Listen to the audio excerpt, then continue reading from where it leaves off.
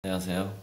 저번에 제가 바른미래당 어떤 익산 형이랑 손혜원 의원에 대한 이야기를 했었잖아요. 어, 어떤 관점에서 보든지 간에 지금 상황은 우리나라와 국민들에게 좋은 방향으로 가고 있다. 결국 어, 투기가 전혀 증명된 바가 없는 상황에서 공격을 당했기 때문에 더더욱 기증이나 기부 그런 쪽으로 갈 수밖에 없을 것이다. 했죠. 그랬더니 역시 이렇게 다 기부를 하겠다고 기자회견을 했죠. 약간 이런 건 보입니다. 그러니까 전반적으로는 선이라고 저는 느껴지는데 뭐가 보이냐면 혹시 거기가 문화의 거리가 되지 않더라도 음, 아파트로 바뀐다거나 하는 것보다는 낫다. 즉 어, 건설로 이제 아파트 건설이야말로 진짜 투기죠. 근데 거기에 대해서 그 아파트를 건설하고자 하는 사람들의 이익을 빼앗는다기보다는 저는 아파트 건설이 과연 지금 맞는 방향이냐 하는 그런 생각이 있거든요. 그러니까 미분양 사태가 올 수 있다라는 거죠. 그리고 그 미분양 사태가 오면은 결국 은행 부실화를 막기 위해서 우리 세금이 또 거기에 들어가야 되고 그렇게 전반적인 시나리오로 봤을 때 좋은 상황이 아니다. 그러니까 일단은 건물들을 사자. 그리고 어, 근대 문화재 거리가 되든지 아니면 최소한 아파트 건설로 국민 세금의 어떤 손실은 막을 수 있지 않는가. 그리고 문화재 거리가 되지 않더라도 뭐 사람 살기에는 더 좋은 골목이 되지 않을까.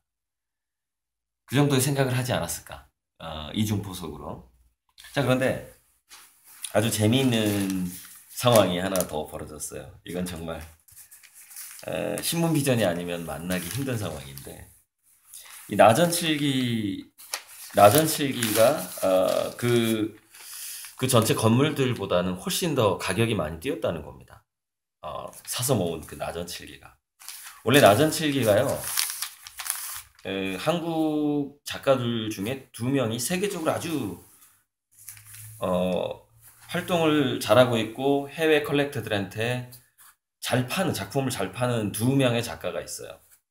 한 분은 시계에다가 낮은 칠기 기법을 하는 사람이 있고 아주 섬세하게. 또 한 분은 뭐 여러 작품을 하는 분이 있는데 그 낮은 칠기 작업 중에서 어떤 작가인지 모르겠는데 조약돌 작업이 있다라는 거예요. 조약돌. 음. 그러니까 돌에다가 낮은 칠기를 붙이는 건지 현재 지금 제가 실제 사진을 안 보고 기사로만 지금 보고 있기 때문에 그런데 현대 미술가 중에서 작품값이 가장 비싸기로 유명한 데미안 호스트가 그 한국의 그 조약돌 나전칠기 두 개를 샀다는 겁니다. 그러니까 지금 이 손혜원 의원은요 갑자기 갤러리 기획자가 된 상황이에요. 그러니까 이것도 하나의 성과로 볼 수가 있거든요. 문화적인 성과죠. 그러니까 근대 문물을 지키려고 했을 뿐만이 아니라 나전칠기를 가지고서 어, 작품을 만들게 해서 그것을 어, 현대미술의 거장에게 팔게 하는 그런 기획자로서의 역할을 하고 있다는 것이죠. 아주 재미있는 현상이죠. 그러니까 목포에가 이제 나전칠기 박물관, 갤러리 겸 공방 이것을 시도했는데 어, 정말 큰 손이 그 작품을 산 거죠. 그래서 앞으로 아마 더 어, 뭐랄까 수출? 예. 그러니까 돈을 버는 목포의 그 나전칠기 공방에서 해외에 돈을 벌어들이는 일까지 지금 벌어지게 일어날 것 같아요. 그 작가가 여기 이름이 나왔네요. 음, 황삼용 장인이네요. 황삼용. 근데 형태를 만드는 작가, 오칠 작가, 3차원 도면을 그리는 작가 협업의 산물이라고 합니다. 그러니까 한 사람의 작품이 아니라 협업을 했기 때문에 그 총지휘자, 기획자가 손혜원 의원이 되는 것이죠. 그러니까 전시 기획자로서 아티스트를 키우는 기획자로서의 능력도 보여주고 있는 겁니다. 참 대단하죠.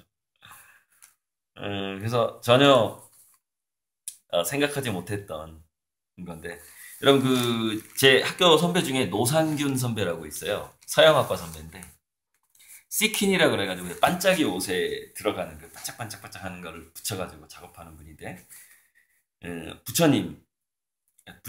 부처상에다가 그걸 다 붙여가지고 반짝거리는 반짝이 부처를 만들었죠.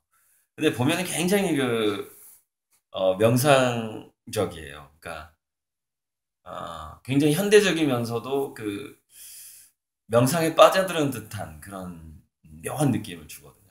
그게 아마 몇 억에 팔렸을 겁니다. 그냥 부처상에다 그것만 붙였는데. 마찬가지로 조약돌 모양에다가 나전칠기 그걸 뭐라 그러더라? 나전칠기 재료를 네네 자개라고 하는 겁니다. 자개. 조개 껍데기 우리가 그 전복을 먹고 나서 안쪽 보면은 왜 그 신비한 그 오색 빛깔이 나잖아요. 그것을 또 인공 자개를 또 요즘에 많이 팔아요. 소라 라자에다가 비녀 전자를 써서 라전칠기인데 그것이 이제 나전칠기로 이름이 굳어졌네요. 음, 당나라 때 성행했던 기법이다. 조개 껍질 폐각의 아름다운 빛깔을 활용하는 건데 아무튼 그 자개를 붙인 것처럼 시퀸을 붙이면 시퀸이 약간 좀 인공 자개 같은 느낌이거든요. 붙여서 그렇게 현대 미술에서도 비싸게 판 적이 있어요. 노상균 씨가 성공을 했죠. 노상균 선배가 그 작품으로 일정 부분 성공을 했죠. 근데 손혜원 씨가 현대 미술, 야 대단하네. 현대 미술의 이 기획으로서 이렇게 해외에 수출을 했다라는 것이 여러분 목포 스캔들에서 전 목포 스캔들이 나전칠기로 연결돼 있고 이 나전칠기 박물관 겸 공방에서 만든 작품이 데미안 허스트에게 팔렸다. 정말 신기하네요. 되게 신기해요. 그러니까 저도 이제 세계적인 작가를 꿈꾸면서 여러분 데미안 허스트가 에, 현존하는 자기 그림을 가장 비싸게 파는 현대미술가예요. 880억에 팔았죠. 거의 1000억까지. 그러니까 연매출 1조를 넘긴 어쩌면 최초의 화가일 수도 있어요. 연매출 1조를 넘긴 1조 이상의 그림을 판. 지금은 몇 명쯤 나왔겠죠. 역사상.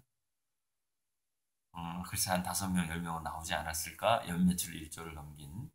그러니까 저도 이제 그런 영감을 받고 그런 신념으로 지금 가고 있는데요. 아무튼 저는 손혜원 의원 사건이 데미안 허스트까지 연결되리라고 진짜 생각을 못했어요. 근데 너무 재밌는 일이에요. 그리고 좀 생각보다 굉장히 능력 있는 사람이다. 손혜원 의원이 능력이라기보다는 운도 좋고 영감도 있는 사람이다 이런 느낌이 들거든요. 지금 결혼도 안 하셨다고 하는데 살짝 영감이 아주 뛰어난 분이 아닐까. 참 이런 역사를 만들다니 그런 생각이 듭니다. 자, 소수자 콘텐츠가 장애인의 불편한 일상을 보여주는 영상, 성소수자의 영상 유튜브에서 아주 잘 소통을 하고 또 조회수도 굉장히 많은 걸로 지금 나오는데요.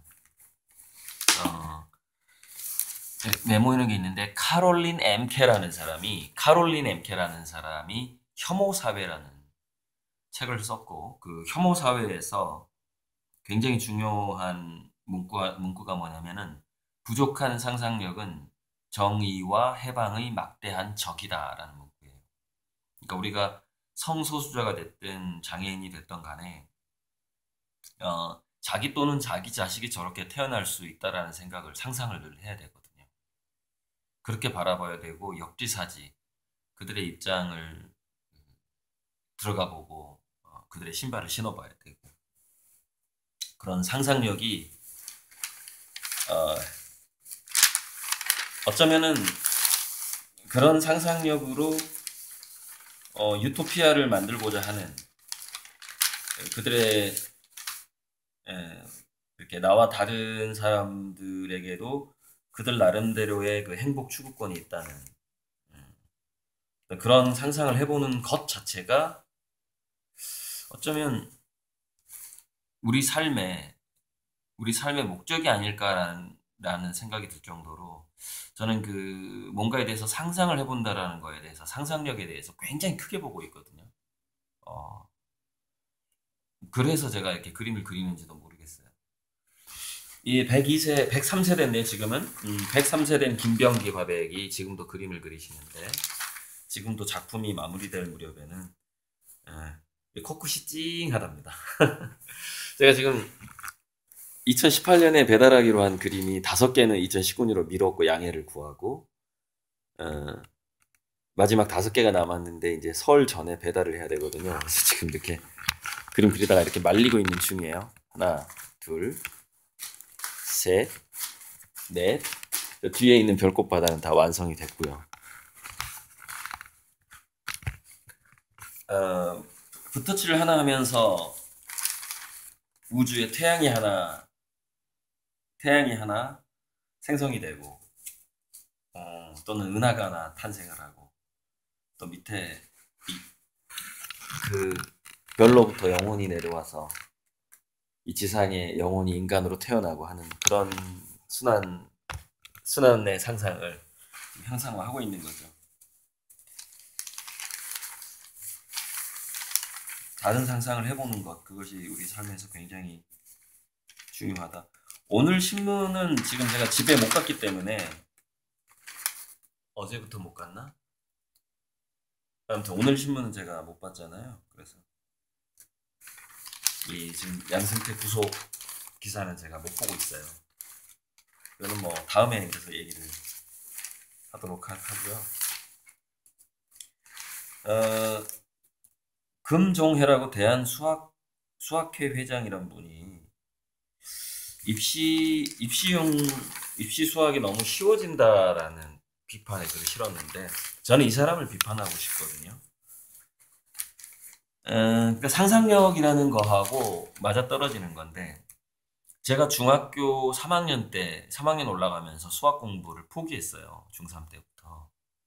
그 이후로 쭉 수학 성적은 안 좋았는데 왜 포기했냐면은 공식을 외워야만 문제를 풀 수 있다라는 점이 너무 마음에 안 들었어요.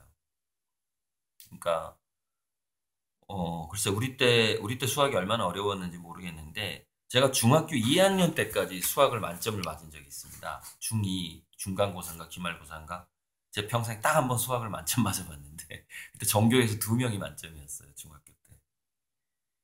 그때까지만 해도 공식을 외우지 않고 문제를 풀 수 있었거든요. 그래서 중3 되니까 그게 안 되더라고요. 그 이후로는 수학 그러니까 그거는 뭐냐면 공식을 외워서 문제를 푼다라는 게 좀 상상하는 방식하고 좀 다르다는 거죠. 내가 컴퓨터가 된 느낌이 된다는 거죠. 그래서 수학을 공부를 안 하고 결국에는 이제 그 수학 성적이 계속해서 장애물이 됐죠. 저는 나름대로 한때 서울대 아니면 안 가 막 이러면서 공부를 한 적이 있었는데 계속해서 수학 성적이 발목을 잡았죠. 중3 때 포기했으니까. 그래서 결국에는 저는 수학 대신 미술을 선택함으로써 미술대학을 가게 되었죠. 어쨌건 지금 인공지능과 인간의 어떤 신약 개발이라든가 이런 과학의 발달에 있어서 인공지능과의 대화, 어떤 문제를 풀어야만 하는 이유, 상상력 이런 게 더 중요해지고 있단 말이죠. 그래서 수학을 더 어렵게 내야 된다라고 주장하는 이 수학회 회장의 발언은 앞으로 시대하고서는 안 맞아떨어진다고 봅니다. 오히려 상상력을 제한할 수 있다. 더 쉽게 해주고 대학교 가서 관련된 학과의 학생이라면 더 어렵게 공부하도록 하는 그 방식이 저는 좋다고 보고요. 그래서 영어가 일정 점수 통과하면 다 이렇게 A학점을 주듯이 수학도 쉽게 해서 그걸 무슨 평가라고 그러지? 아무튼 쉽게 해서 1등급이 많이 나오도록 영어처럼 그렇게 가는 게 저는 맞다고 봅니다. 고등학교 때까지는요. 전공이 정해지기 전까지는. 여러분 요즘에 이제 계속 그 바이오 의료가 발달을 해서 침 한 방울로 치매 위험을 95% 예측한다. 이런 기술이 조선대학교 연구진에서 나왔는데 이뿐만이 아니라요. 몇 년 전에 나온 제가 어떤 기사를 봤냐면 피 한 방울로 15년 전에 치매를 예측할 수 있다는 기사도 봤어요. 15년 전에 미리 알 수 있다. 피 가지고. 재밌죠? 자, 예천군의 그 농산물이 잘 안 팔리는 상황이 벌어지고 있거든요. 그래서 저랑 이제 그 집에서 이제 그 뉴스를 볼 때는 집에 있었는데 어머니랑 그러니까 제가 그랬어요. 그러니까 잘 뽑아야 돼. 그러니까 대충 투표했다가는 그런 상황이 발생을 하는 것이죠. 대충 투표하고 자기는 농사만 지으면 배만 기르면 된다고 생각하지만 자기가 투표 잘못하면 자기 배가 안 팔린단 말이죠. 그렇게 다 연결돼 있기 때문에 정말 사람을 잘 골라서 뽑아야 돼요. 투표를 할 때. 이런 예천군의 일은 어디서든지 발생할 수 있다고 봅니다. 특히 지방에서는 아는 사람이라고 해서 뽑아주고 이런 일 많은데 이제 그런 거 하면은 예천군과 같은 그런 손해, 여러 가지 불명예를 안게 될 수 있습니다. 사람 됨됨이를 보고서 됨됨이와 능력에서 됨됨이와 능력을 7대 3으로 기준을 삼으시든지 3대 7로 삼으시든지 뭔가 자기만의 기준으로 잘 보고 사람을 뽑아야 될 겁니다.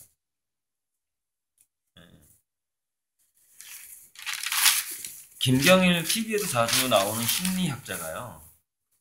칼럼을 하나 썼는데 매경에다가 중요한 일의 뜻을 관철하려면 사소한 일에 얽매이지 말라라는 칼럼에서 어떤 리더십과 관련해서 아주 결정적이고 중요한 게 아니면은 자기 그 팀원들의 의견을 리더들이 주로 따라주는 게 좋다라는 겁니다. 그러다가 정말 느낌이 왔어. 이건 너무 결정적이야. 그랬을 때는 다른 팀원이 반대를 해도 자기가 밀어붙여야 된다는 것이죠. 근데 그 리더가 평소에 다른 팀원들의 의견을 잘 들어주는 사람이었기 때문에 믿어준다는 겁니다. 그래서 회사가 그 어떤 리더의 영감에 맞게 잘 갈 수도 있다라는 것이죠. 평소에 독선적인 리더는 어떤 결정적인 순간에 정말 좋은 결정을 하려고 했을 때 너 또 독재냐, 너 또 독선적이다 이런 식으로 하면서 팀원이 빠져나간다거나 결국에는 불화 때문에 그렇게 해서 결국에는 회사 전체가 망하게 되는 그런 경우가 있다라는 얘기를 했네요. 매경에 이제 그 기업의 성공과 관련된 동기부여와 관련된 자기 개발 기사들이 많이 나와요. 많이 나오는 중에 핵심은 이겁니다. 기술자가 CEO 방문을 두드리는 회사가 잘 된다. 즉 지휘 체계하고 보고 체계가 압축적이고 짧을수록 그 회사가 지금은 잘 되는 시대라는 것이죠. 이렇게 아무튼 직급이 이렇게 다양하고 보고 체계가 복잡하면 안 되고 조직 구조가 3단계 이내 한 달에만 건너면 바로 CEO한테 들어갈 수 있는 샤오미가 지금 그런 구조라고 합니다. 샤오미가 이런 어떤 구조이기 때문에 굉장히 발달하고 있다. 이런 이게 뭐냐면 맥킨지 보고서예요. 맥킨지 신흥국 대기업 50년 동안 연구해서 나온 보고서입니다. 맥킨지 보고서 내용인데 맥킨지 보고서에서 나온 내용이에요. 그런데 이제 우리나라는 맥킨지 보고서에서 지금 잘 성장하는 기업을 가진 국가가 아닌 걸로 여기 나옵니다. 뭐 여기 뭐 국가들이 나오는데 뭐 베트남 나오고 뭐 어디 나오는데 중국도 나오고 하는데 한국이 안 나와요. 한국은 좀 뭐냐면은 좀 구조가 기업들의 구조가 좀 올드해요. 여기서 말하는 신흥국 기업의 구조가 아닌 거죠. 대기업이 너무 봐주다 보니까 국가에서 대기업 뭐 망하지 않게 이렇게 하다 보니까 완전히 늙어 빠진 대기업 마인드가 전체 국가를 잡고 있는 아주 위험한 형국인 거죠. 한국은 언제 망할지 모르는 그런 상황이죠. 자, 우리가 어떤 과학자 칼럼이 인류학과 교수가 쓴 칼럼이 하나가 재밌는 게 하나 나왔어요. 제가 보기엔 재밌는 거. 사례들림과 인간의 언어. 어린아이들은 젖을 먹고 숨을 쉬고 하면서 사례 들리지를 않는다는 겁니다. 어린애들은. 왜 이제 여기 나오는 얘기가 해부학적으로 왜 어린애들은 사례 들리지 않는가? 인간이 목소리를 통해서 의사소통을 하려면 저처럼 이렇게 이제 저도 목소리가 좀 그래도 큰 편이죠. 그래서 녹음이 잘 될 겁니다. 이렇게 이거 헤드폰 안 끼워도 목소리를 통해서 의사소통을 하기 위해서 목청을 크게 해야 될 필요가 생겼다는 거죠. 막 소리도 질러야 되고 예전에는 뭐 전화기도 없으니까 소리 질러서 알리고 해야 되잖아요. 사냥할 때. 그러다 보니까 이 목소리를 크게 하려다 보니까 그게 기도가 좀 노출이 된대요. 애들은 그렇게 목소리가 크게 할 필요가 없으니까 그게 조절이 잘 된답니다. 근데 뭔가 목소리를 크게 내야 할 필요가 생길수록 후두가 아래로 내려가면서 언어적인 의사소통이 을 자주 하거나 이렇게 할수록 사례 들릴 확률이 올라가게 되는 것이죠. 그래서 우리가 뭐 음식을 먹다가 말을 많이 하는 사람들, 말을 많이 하다 보면은 그렇죠. 사례 들릴 확률이 올라가는 것이죠. 어찌 보면은 그래서 조용히 음식을 먹으라는 밥 먹을 때 얘기하지 말라는 것도 어쩌면 사례 들려서 그 위험성을 피하기 위한 그런 얘기가 아니었을까 그런 생각도 드네요. 자, 넘어갑시다. 잠시만요. 여러분 문자가 왔는데요. 제가 이제 그림을 팔았잖아요.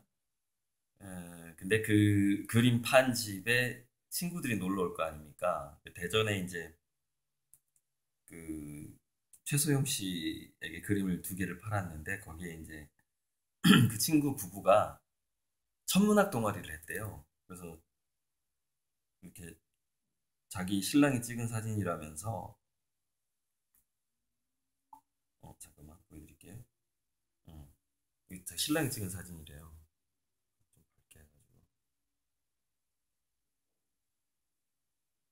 이렇게 자기 신랑이 찍은 그러니까 망원경으로 이렇게 이런 걸 찍을 수 있게 해주는 데가 있거든요. 그러니까 전문가인 거죠.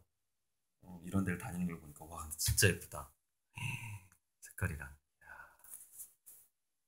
그러니까 이제 제 그림 얼마나 좋아하겠어요. 제가 이제 하늘의 별 이런 걸 그리니까 그래서 별에서 꽃까지로 사고 싶다고 그걸로 정했다고 지금 이분은 20만 원씩 할부로 돈을 저한테 넣고 있거든요. 3천 원 후원도 하고 있고. 그러니까 무슨 얘기냐면요. 지금 어떤 상황이 벌어지고 있냐면 제 유튜브 구독자가 아닌데 제 그림을 산 것을 보고 따로 전화가 오는 경우가 생기고 있어요. 그래서 아마 내년쯤에는 제 느낌인데 유튜브에서는 뭐 한 5개밖에 못 팔지 않을까. 왜냐면 이미 밖에서 이렇게 그림을 예약하는 사람들이 많아지기 때문에 지금 그런 느낌이 들고 있습니다. 이렇게 건너서 이렇게 그림이 알려지다 보니까 그런 아주 뭐 재밌는. 자, 여러분, 문콕 있죠? 문콕 조금 상처 났는데 문짝을 다 바꾼다거나 해서 터무니없이 수리비가 많이 나오게 하는 이런 거를 방지한답니다. 4월부터는 어떻게 법적으로 이게 안 되나 봅니다. 그래서 수리할 수 있으면 수리하도록 하는 비용이 보험료가 적게 나가는, 그러니까 보험료 오르는 걸 방지하는 그런 조치가 이제 4월부터 되는 건데 굉장히 좀 필요한 조치라고 보고, 뭐 저는 제 차가 조금 망가졌을 때는 그냥 많이 봐주는데, 그러다 보니까 또 제가 실수로 남의 차 긁었을 때도 이상하게 또 좋은 사람을 만나더라고요. 터무니없이 안 부르고 조금만 달라고 하는 그런 사람 또 만나게 되더라고요. 또다시 월세방에서 그러니까 모녀가, 노모와 중년 딸이 82세 어머니와 56세 딸이 둘이 사는데 또 자살했어요. 송파 세모녀 사건처럼 여전히 이렇게 사람들이 이제 돈이 견딜 수가 없어서 자살을 하는데, 이런 쪽으로 사회복지 인력을 빨리 충원을 해야 될 거예요. 이런 위험이 높은 지역에 이런 거 좀 해줘야 되는데, 긴급구호 같은 그런 게 필요하죠. WHO에서 인간의 건강을 위협하는 10대 요인을 선정했는데 대기오염을 넘버원으로 선정했답니다. 대기오염이 인간 건강의 최대의 적이다. 여러분 많이 느끼고 계시죠? 미세먼지, 초미세먼지. 매년 700만 명의 수명이 단축되고 있다. 공기오염 때문에 700만 명 매년.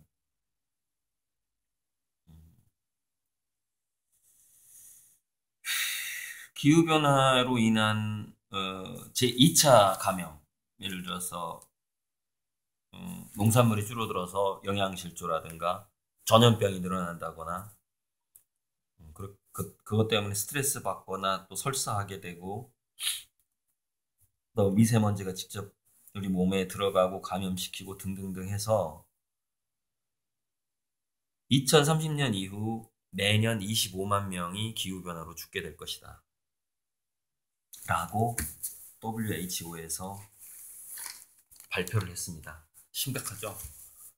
2030년 빨리 대기오염을 해소할 수 있는 첨단 기술이 나와주고 전 세계적으로 이 지구의 공기 전체가 하나로 통하기 때문에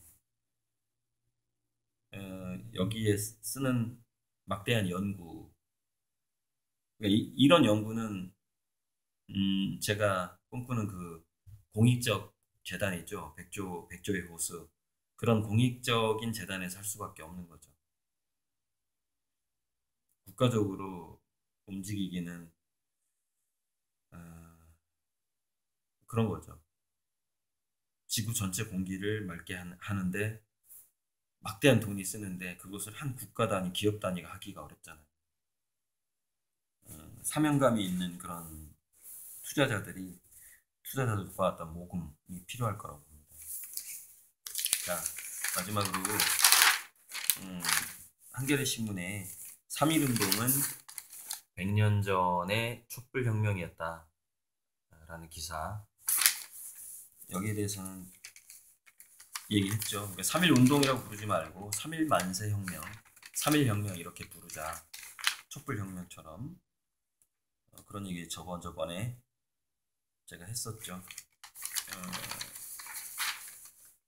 그래서 여기서 누구가 교수들이 3.1혁명이라고 부를 수 있고, 박찬승 한양대 사학과 교수는 3월 4월을 합쳐서 기미혁명으로 부를 수 있다.